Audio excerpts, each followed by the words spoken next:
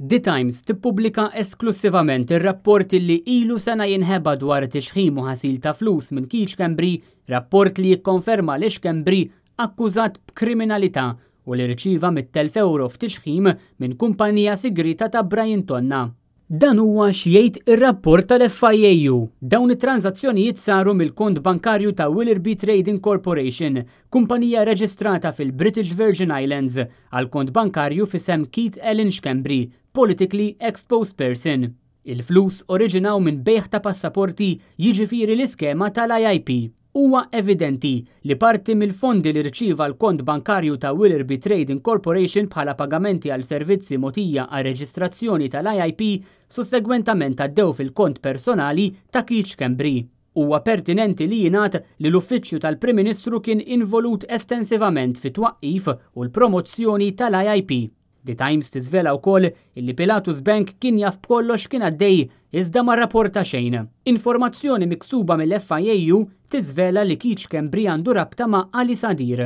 L-FIAU ġiet infurmata li Sur Schembri ħa interess personali fil-proċess biex Pilatus Bank jingħata liċenzja.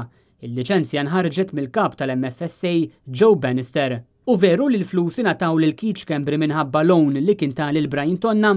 Ir-rapport tal-FIAU jgħid hekk.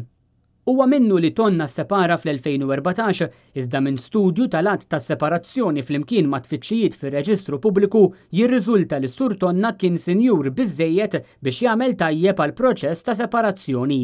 L-evidenza dokumentata ma tistax tittieħed at face value u jeħtieġ aktar investigazzjoni għax il-loan potenzjalment hija bogus loan, metodu magħruf illi jintuża biex jagħti tixħim ta' dan it-tip meta jkun hemm l-involviment ta' politically exposed persons. Bir-rapport tal-FIAU jikkonkludi hekk.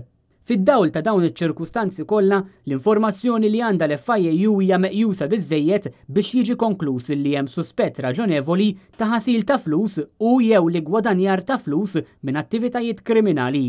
Qed ikun rakkomandat li dan ir-rapport jgħaddi għand il-Pulizija. Ir-rapport tal-FIAU baqa' moħbi fuq l-iskaffa tal-Kummissarju.